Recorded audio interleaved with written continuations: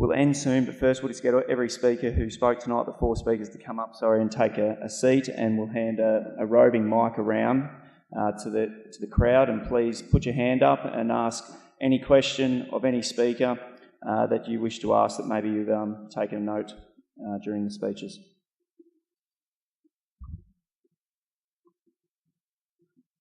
Anyone got a question?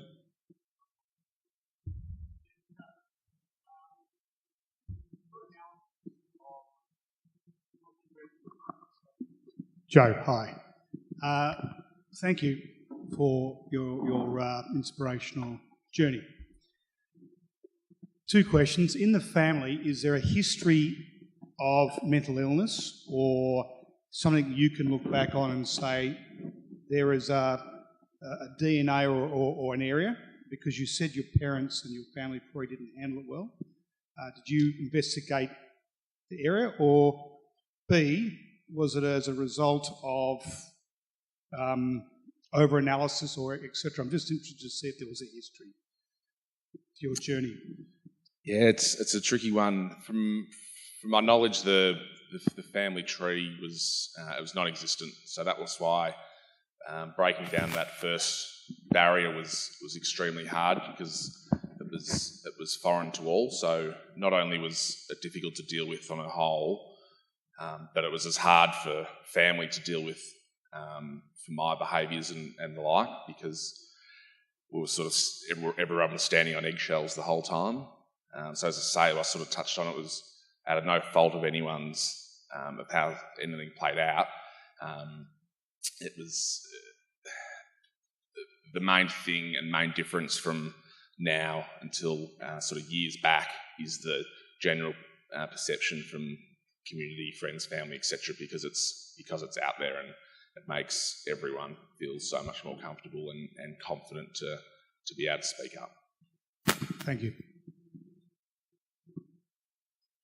Raise your hand if anyone's got another question.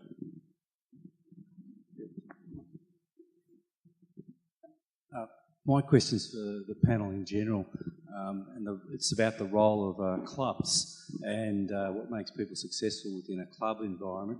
And Nick, you spoke about St Joseph's, and Joe, I know you've had some association with Old Zaverians and many other clubs as well.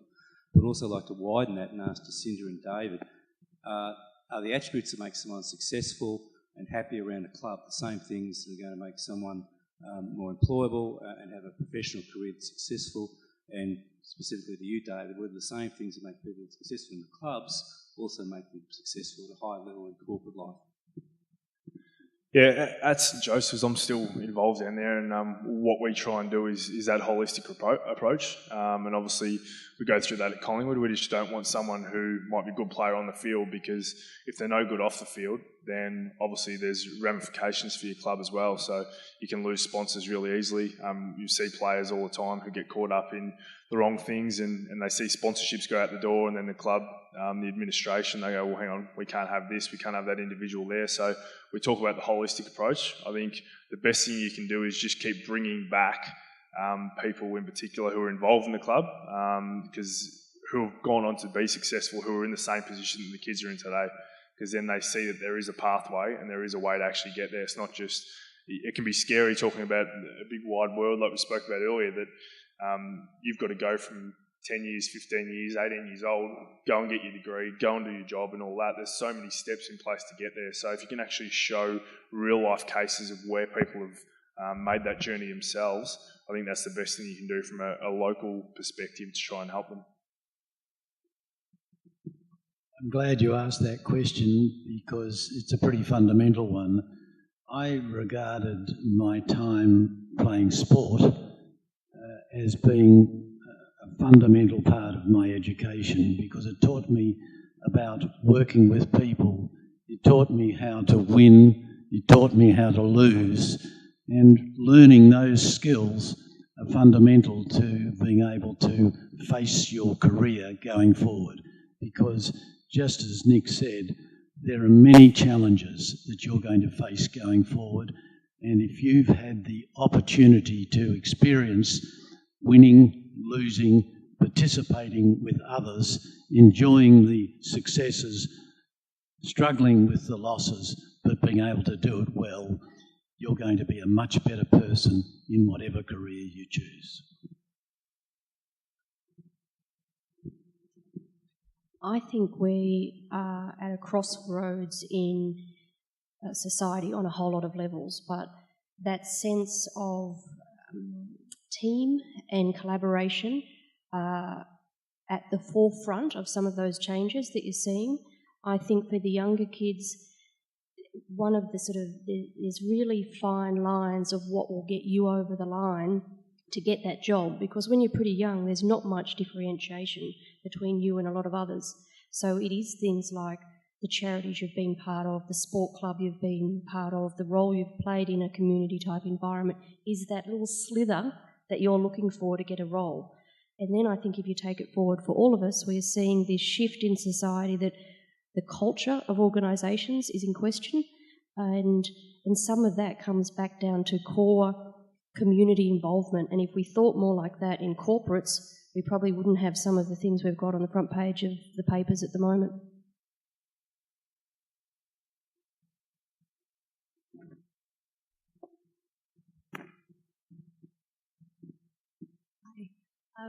Thank you for tonight. It's been fantastic. Just wondering, Jacinta, I'm one of those people who is currently working 4 jobs. It's in the middle of that new kind of career setup. And as somebody who's at a crossroads with deciding which direction, at what point would you say is the failure or the giving up versus the taking the new opportunities? And how do you distinguish between the two of them? It can be directed to more broadly. There'd be no point that's a failure in it. There's a lot of intuition in it, so a lot will feel right. A lot you might have to go down a path and you have to come back. Nick talks to that a lot. So I think it's a case of going forward. You'll probably always have to juggle a couple, so it'll never come down to one. There'll probably be different points that one is at a higher weighting than the others, but I would encourage anyone looking for roles to have different options, your plan B, always. So there's no point that it's a failure. You will know yourself when it feels like the right place to be.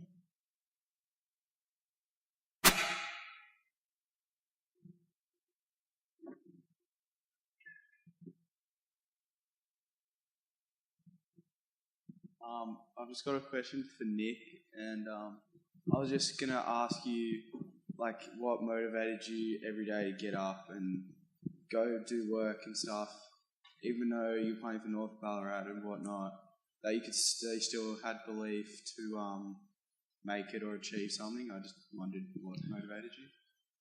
Yeah, Mum and Dad used to ask this all the time because your parents ride every bump and they feel every low and every high with you every time. So for me, it's a strange one because I just wanted to prove people wrong. So many people didn't rate me, and that's what I was like, well, hang on, no, I'm better than what you think I am, so I wanted to prove them wrong. I don't know, Mike not be able to remember this, but I used to go into our coach when I actually made it back into the seniors the first time, and I always asked to play on one of the AFL listed players on the opposition because he was on an AFL list, and that's what I wanted. So I wanted to try and beat him to show I was better than what everyone thought I was. So for me, it was always just that proving people wrong. That was up until a point where I was named captain of the club. So I've captained one team in my life, and that was Collingwood. I was never a captain of any, so I didn't know anything about leadership. It was just that process at right place, right time, I guess. But for me, it was proving everyone wrong up until that point, and then I wanted to prove everyone right in terms of the people who invested in me, and they really put it all on the line to choose me, because even the most loyal Collingwood supporter would say, what the hell's he doing as our captain? But they saw something in me that a lot of other people didn't see. So I wanted to prove them right and not let them down. So that was probably the two defining parts of my career, proving people wrong and then trying to prove those people who invested in me right. Just to compliment Nick. Nick's a sponge. As I said before, when he came to the club, he surrounded himself with the best backmen at the club, the older guys who were 30 years of age at that time. Nick was 17, and he would ask questions, like David said. He'd ask a lot of questions, he'd shut up, he'd listen, and he'd just be a sponge. And I think he saw tonight he's very humble, And there's no doubt about that. I think, being the leader of Collingwood, being able to keep everyone's feet on the ground, Nick was very good at doing that, and obviously bringing everyone in around him to believe in whatever cause they were chasing. So I think that's really one of Nick's best skills.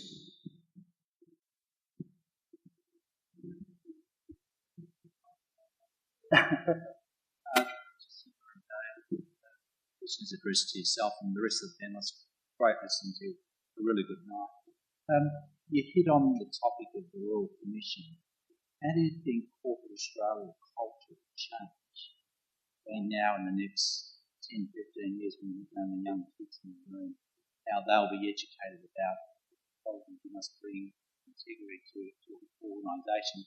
I guess that's a big part of your business, looking to identify those type of individuals and characters for potential employees. So the question really is, how do you think corporate Australia can rebound from this? And then probably, David, do you think this is a really systemic issue with the banks and the finance sector, or do you think it's just areas of pockets within that industry? I'll defer to David for his expertise in many, many years, but I do see when people are recruiting the next leader, we're moving away from the hero CEO. There's a lot more humility is appreciated in a CEO role at the moment, and so and that is being driven by some of these cultures. So it's absolutely starting into the layers coming up now, and that will be the leaders that we all want and we all need. The board role is vital, and David will be able to talk to that. I think what we've got to do is to keep the disclosures that have been coming out into a proper context. That's not to say that what we're hearing about is acceptable. It's not acceptable. But we're really only hearing from those people who have suffered some disadvantage or believe they've suffered some disadvantage, and so we're hearing all of the bad things that can be brought out. But I have a faith in the vast majority of people who work in the finance industry, who toil every day the same as you and I do, and who do the right thing. It is very disappointing to the people I've spoken to when they hear what is being described as the culture within certain organisations. I think one of the points you're asking about is culture, can it change quickly enough to get our mojo back? I believe it can. I believe the vast majority of people working in the industry want to do the right thing and will do the right thing. But we need to see this cancer cut out from those who've been involved in it. But I fundamentally believe that we've got the people working in business who will ensure that that takes place. Thanks again for your time tonight. This question might be more to David or Jacinta, but I see a lot of young people who are starting in their careers, whether it's finance or legal, something like that, and we hear a lot about work-time balance or life balance, and you see how many hours young people are putting in to begin their careers, and I don't know if it's the pressure from the workforce or the pressure from just the other people being there or being competitive, but certainly young people are forced to put a lot of hours in. So how do you see that, or is that something you feel might change over a period, or is that something, let's suck it and see, or that's what they've got to do these days and reap rewards later on? So is there any comment on that? If I go first and then you can give the definitive answer, Jacinta. I've worked in a number of organisations, as you've heard before. I think that the younger generation have a far better view of getting an appropriate work-life balance. We're seeing a very significant change in the people who are being appointed to positions who want to participate in a much broader community than one just involves work, work, work. I know when I look at my children or my grandchildren, they're certainly taking a far different approach from that which you and I might have taken when we were their age. Jacinta? I see there are cycles of when you put in the big yards and cycles of when you can pull back, etc. When you're young and just starting, there is an element of that's the time to really lean in, to use the word, and you will reap the rewards, so there's a piece of that. But to David's point, when I talk to employers, they say there has never been more requests for flexibility and for working different than that younger generation coming through. So I think it'll always be relative and have some perspective of the individual and the group they are, because I don't doubt the young people now just starting out think they're working hard. Are they working as hard as previous generations? It will always be open for debate, but I do think if you work hard when you're younger, when you've got the capacity to work harder, then you definitely will reap some of those rewards a bit later on. Thank you, and we'll take one final question, please, down the front here. Thanks, Mike, for this fantastic forum. It's a question really for all the panel. So many things for the kids to take away in terms of reaching their goals. As parents, have you got any tips for what we can do to best support them on that journey, and maybe some tips on what not to do? My overriding thought would be don't base their experience on your experience. And the example would be, someone said to them the other day, they were telling their children, don't get a tattoo, don't get piercings, you'll never get a job. And their child turned around and said to them, I don't want to work somewhere where me having a tattoo is an issue. So what we're doing often is putting all of our experience onto the younger generation. They're living their experience, and as I sort of finished up with, they will get this, they absolutely will. So it's just trying to understand they've got their own journey to go on and support them in that. I've got 3 kids, 2, 5 and 7, hence the bags under the eyes. I think all we try and do as parents, my wife and I, is to teach them good values and teach them, I guess, the discipline around that and doing the right thing and being good kids. But then we just allow them to try anything they want to try. So Miller does about five different things per week. She does ballet and swimming and netball, and Archie plays football, and now he wants to do some BMX riding and go and do like down all the hills and that type of thing. So I just want them to try everything they can and find out what they're passionate about. We've covered most of it. I don't have anything to add myself, so.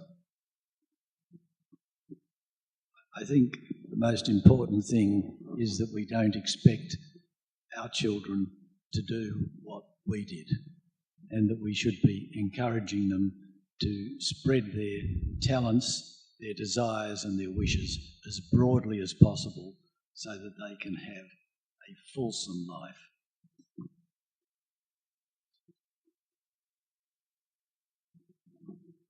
Okay, thank you to the panel. We have one small item to take care of, and if I could ask Sam Roseviar from Beyond Blue to come forward. I mentioned in the introduction to Joe that Joe set an initial target of $20,000 for his walk. Through the kilometres that he's raised, through the kilometres that he travelled, through the social media, through the support along the way, I'm pleased to announce that Joe, in his walk, raised $41,112.93.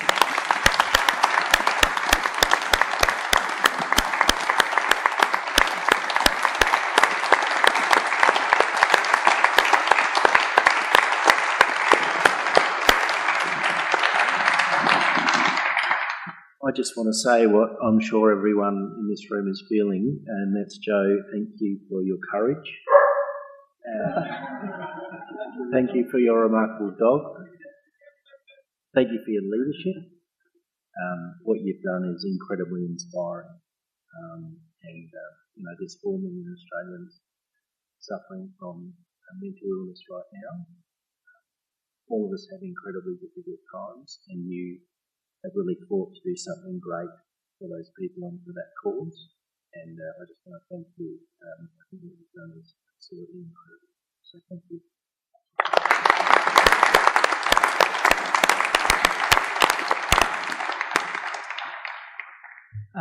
Whilst this is probably a breach of Xavier College rules with alcohol on the premises, regardless of that, we do have a small gift for each of our speakers tonight. So on behalf of the Odds of Arians Football Club, the broader Xavier community and the group assembled tonight, please join me in thanking our 4 wonderful speakers.